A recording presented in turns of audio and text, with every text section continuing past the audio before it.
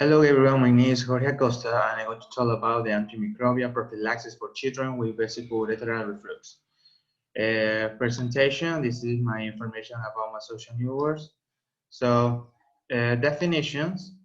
Vesicoureteral reflux is the abnormal fluid or urine backward from the bladder through the tubes, ureters, that connect the kidney to the bladder. Normally, urine flows to the kidney through the ureters to the bladder. Is it not supposed to flow the other way back to the kidney? Vesicoureteral reflux is usually diagnosed in infants and children. The disorder increases the risk, and the urinary tract infection, which left untreated, can lead to the kidney damage. This is the first video. Definitions.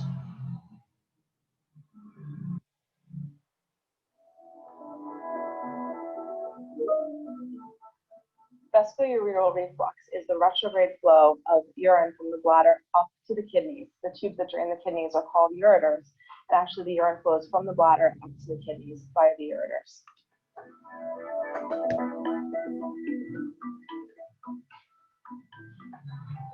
There's various ways we diagnose children with vesicoureteral reflux. One way is with antenatally detected hydronephrosis. That's swelling in the kidneys that's detected on the prenatal ultrasound. The other way is when a child has a febrile urinary tract infection, which prompts evaluation.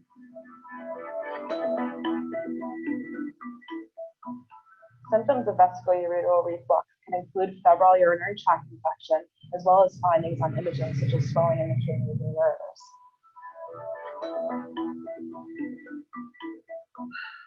Treatment options of vesicoureteral reflux include surgery, as well as a procedure to increase the tunnel length of the ureter and the bladder.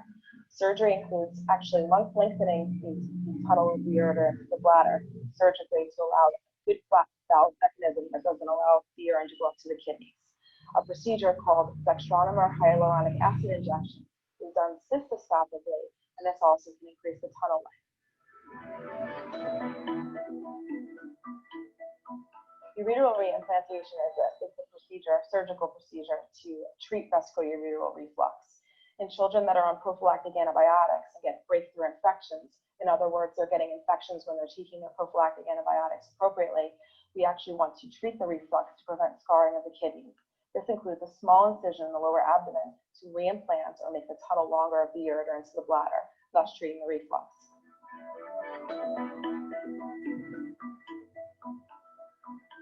Ureteral reimplantation is a surgical procedure to lengthen the intramural tunnel of the ureter and the bladder. This is done through a small incision below the bikini line called a fan and seal incision.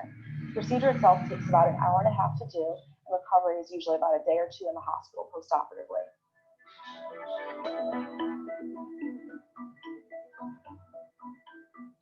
Not all children with vesicoureteral reflux are candidates for reimplantation. We usually observe these children and see if they can outgrow their reflux prior to proceeding with surgery.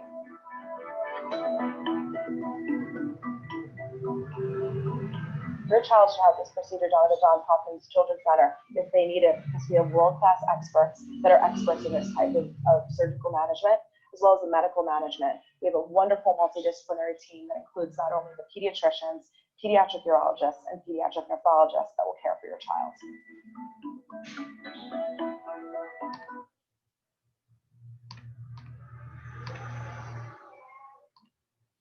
The other video explanations about this topic.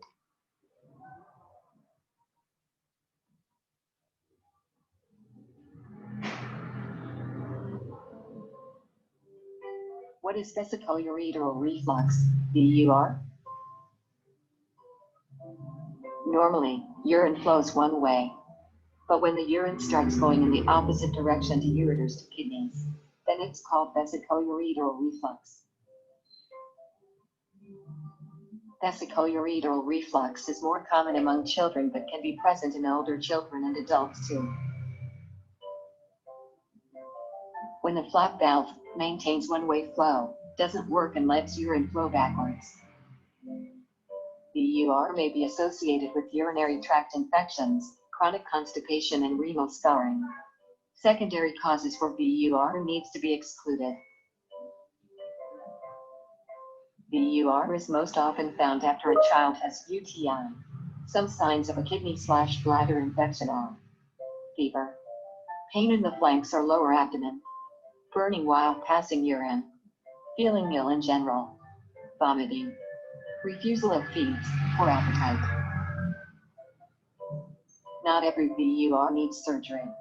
Low-grade VURs may resolve spontaneously if basic precautions are taken. Some may need short-term antibiotic prophylaxis. Ensure regular bowel emptying. Time voiding.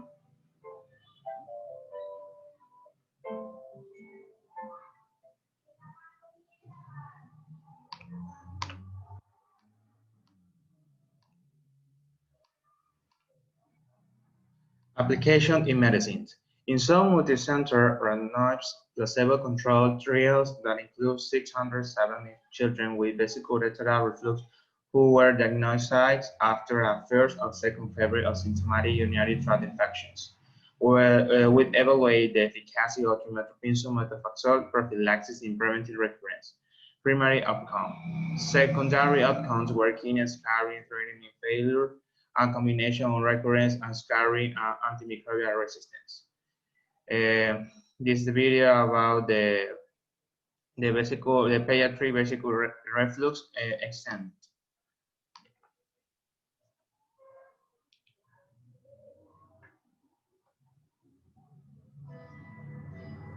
Health Watch is presented by UMass Memorial Healthcare. Here, caring for you. Or VUR, is a condition when urine goes backwards from the bladder up through the ureters into the kidney. Typically, it's just a one-way street. It goes from the kidneys down through the ureters to the bladder. But in 1 to 3% of children, it will move in the opposite direction. What causes VUR? Ordinarily, the ureters enter the bladder in a very specific location. They travel through the bladder wall, and it's this tunnel through the bladder wall that helps to act as a valve to prevent urine from going backwards into the kidneys. In children with VUR, the ureters enter the bladder in an abnormal location. That tunnel is shorter, and the valve works less effectively. Are children born with VUR? Typically, we would say that children are born with vesicoureteral reflux or VUR. Oftentimes, this will naturally resolve on its own as it's being monitored by pediatric urologists. How might a parent know if their child has VUR? Most typically, a child presents to our clinic with a febrile, that is, fever, and a urinary tract infection. That is the first indicator that they may have vesicoureteral reflux. In some children, they may also have abnormalities that have been diagnosed on imaging studies, like ultrasounds, MRI, or CT scans. This is another way that we diagnose vesicoureteral reflux. The definitive study for diagnosing reflux is what we call a voiding cistern retrogram, or VCUG. In this study, we would insert a catheter into the child's bladder. We would fill the bladder up with contrast that shows up on an X-ray, and then we would watch that child void, or we look for urine going backwards from the bladder to the kidneys. What are treatment options for VUR? The treatment options are really dependent upon the specifics of the child's situation. And this includes the severity of the reflux, the frequency of infections, as well as the child's age. The options for treatment are both medical and surgical. Initially, we will often just watch this reflux while we have the child on an antibiotic to prevent infections. Sometimes, for severe enough reflux, we will need to intervene with a surgery to fix this. This can either be done in a small procedure that would be done as an outpatient, or may require more extensive reconstruction, in which case we would need to admit the child to the hospital.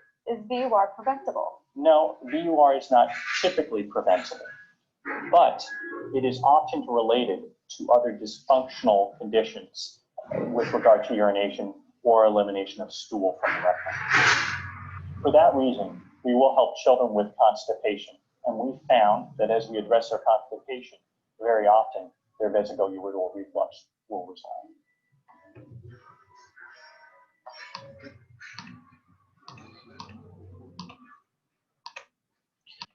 X-ray vesicle ureteral reflux, VUR.